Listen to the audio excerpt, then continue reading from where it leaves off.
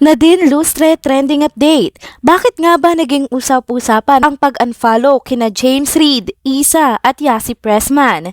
Pag-unfollow sa Instagram ni Sara Labati at Kailin Alcantara sa isa't isa.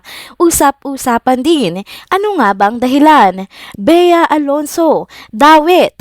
Tara, kwentuhan muli tayo.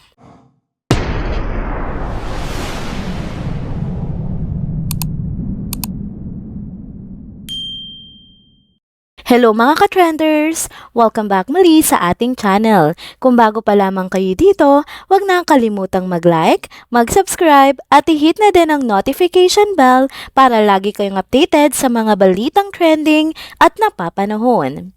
Una nating tatalakayin sa video update na ito ay ang patungkol kay Nadine Lustre na kasalukuyang trending dahil sa biglaang pag-unfollow niya sa Instagram kina James Reid, Isa Pressman at Yasi Pressman.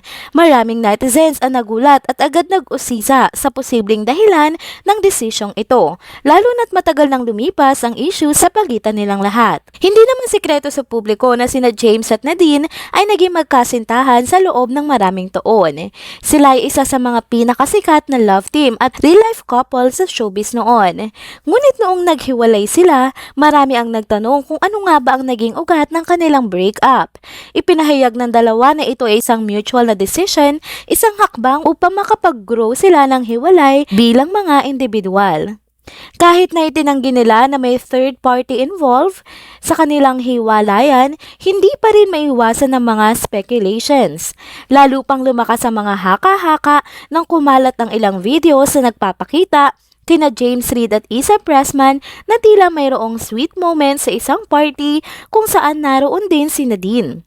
Dito na nga nagsimula ang mga intriga at pambabatikos mula sa netizens kina James at Isa na parehong inakusahan ng pagtataksil kay Nadine. Kasunod nito, nadamay pa si Yasi Pressman na kilala bilang matalik na kaibigan ni Nadine. Naging mainit ang pangalan ni Yasi sa mga fans at haters dahil sa kanyang koneksyon kay Isa. Gayunpaman, itinanggi nilang lahat maging si Nadine ang mga issue at iginiit na walang katotohanan ang mga akusasyon sa pagloloko o pagtataksil. Sa kabila ng lahat ng kontrobersya, naka-move on na nga si Nadine. Nagsimula na siyang makipagrelasyon kay Chris Barrow, isang non-showbiz personality na mula pa sa France. Steady at masaya ang kanilang relasyon at madami ngang nakapansin na natagpuan na ni Nadine ang katahimikan at pagmamahal na matagal niya nang hinahanap. Sa kabilangan ng lahat, pinanatili ni Nadine ang kanyang pagiging civil kay James Reid, gayon din sa mga naging kaibigan nila noon. Ngunit isang bagong kontrobersya ang muling uminit matapos ang isang interview ni James Reid kay OJ Diaz. Maraming napansin na pagkalipas ng interview na iyon, bigla na lang in-unfollow ni Nadine si James, pati na rin si Isa Pressman at ilan pang malalapit na kaibigan ng dalawa. Maraming netizens ang nagulat at agad naglabas ng kanilang konklusyon ukol dito. Ayon sa ilan, hindi nagustuhan ni Nadine ang mga naging pahayag ni James sa interview, partikular tungkol sa kanilang nakaraang relasyon at love team. May nagsasabi rin na matagal na dapat ginawa ni Nadine ang pag-unfollow, ngunit marahil ay pinili niyang iwasan ito dahil sa kanilang pinagdaanan at mga pinagsamahan. Subalit dahil na rin sa naging tono ng interview at tila hindi malinaw na pagrespeto ni James sa kanilang naging relasyon at on-screen partnership, tuluyan nang bumitaw si Nadine sa kung ano man ang pinagsamahan nila dati.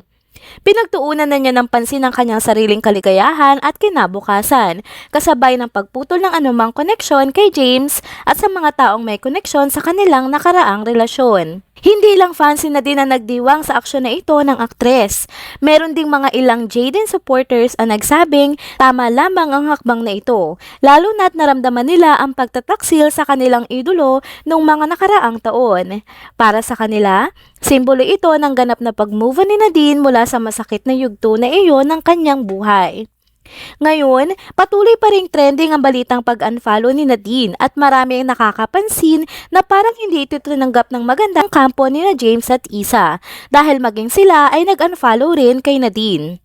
Mukhang mas pinili na lang nila na iwasan na lamang ang isa't isa para matapos na ang lahat ng kontrobersya. Dahil dito, muling nabuhay ang matinding pambabatikos mula sa publiko laban sa relasyon ni na James at Isa. Ang relasyon ng dalawa ay muling sinusuri ng mga tao na tila hindi pa rin matanggap ang naging resulta ng kanilang pagiging magkasintahan. Maging si Yasi Pressman ay muling pinutakti ng bashers dahil nga sa pagkakadawit ng kanyang pangalan sa relasyon ng dalawa na hindi na rin nakapagtataka dahil nga kapatid niya si Isa Pressman. Habang tahimik si Nadine sa usaping ito, malinaw na para sa kanya tapos na ang chapter na iyon ng kanyang buhay. Samantala, ang relasyon ni na James at Isa ay tila patuloy na kine-question ng publiko at mukhang magtatagal pa nga ang usapin tungkol dito sa social media. As of to date, kahit na nga nag-unfollow na si Nadine ay kapansin-pansin na naka-follow pa din sina James Reid at Isa Pressman sa kanya. Isa pang mainit na usapin ang bumungad sa mga netizens kaugnay ng mga sikat na personalidad na tila nagkakaroon nga ng mga tampuhan. Sa pagkakataong ito, napansin din ng mga mapanuring mata ng netizens ang hindi inaasahang pag-unfollow ni Sara Labati kay Kylene Alcantara sa Instagram. Noong nakaraang taon, kapansin-pansin ang pagiging malapit ng dalawa. Maraming fans ang natuwa sa kanilang closeness lalo na't nagsimula ito na maging bahagi sila ng mga selebrasyon at parties na inu-organize ng kanilang common doctor na si Doktora Ivy. Mula noon ay naging madalas na rin ang pagsasama nila sa iba't ibang events na siyang naging daan para makita ng netizens ang kanilang tila pagkakahawig ng kanilang sitwasyon sa buhay. Pareho kasi silang naiugnay noon sa kontrobersya ng pagiging api nila sa kanilang mga biyenan. Si Sara Labati na nauugnay kay Annabel Rama at si Kyla Alcantara naman na may issue kay Carmina Villaruel na ina nga ng kanyang ex-boyfriend na si Mavi. Subalit sa hindi inaasahang pagkakataon, tila biglang nagtapos agad ang kanilang closeness. Ang kanilang pag-unfollow sa isa't isa sa Instagram ay agad napansin ng kanilang mga taga-subaybay. Dahilan upang magdulot ng iba't ibang espekulasyon. Hindi lamang si Sara Labati ang nasangkot sa usapin, kundi maging si Bea Alonzo na isa rin sa mga nag-unfollow kay Kylene. Dahil dito, naging mas mainit pa ang mga haka-haka kung ano nga ba ang tunay na dahilan sa likod ng social media riff na mga ito. Ayon sa ilang mga ulat, ang umano'y ugali ni Kylene ang hindi nagustuhan ni Sara at Bea. May mga nagsabi din na maaaring ang dahilan ay ang pagiging malapit ni Kylene Alcantara kay Barbie Imperial na iniuugnay ngayon kay Richard Gutierrez at dating asawa naman ni Sara Labati.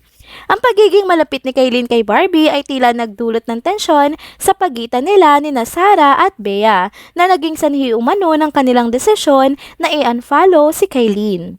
Gayunpaman, kung ano man ang tunay na dahilan ng kanilang pagputol sa social media connection nila sa isa't isa, maraming netizens ang nagpapaalala na mas makabubuting maging maingat sa pagbibigay ng komento o opinyon. Hindi natin alam ang tunay na nararamdaman ng mga taong sangkot at tiyak na masakit para sa kanila ang makaranas ng friendship breakup, lalo na sa harap ng publiko. Kaya't imbis na makadagdag sa anumang hinanakit, mas mainam na ipakita natin ang pag-unawa at pagrespeto sa kanilang damdamin at sa kanilang kasalukuyang sitwasyon. There you have it mga ka-trenders, dito na po muna nagtatapos ang ating isa na namang trending video update. Salamat sa inyong pagsubaybay at pagsama sa akin hanggang sa dulo ng video na ito. Pero bago kayo umalis, huwag niyo pong kalimutang mag-like, mag-subscribe at i-hit na din ang notification bell para lagi kayong updated sa mga balitang trending at napapanahon. See you on my next one. Paalam!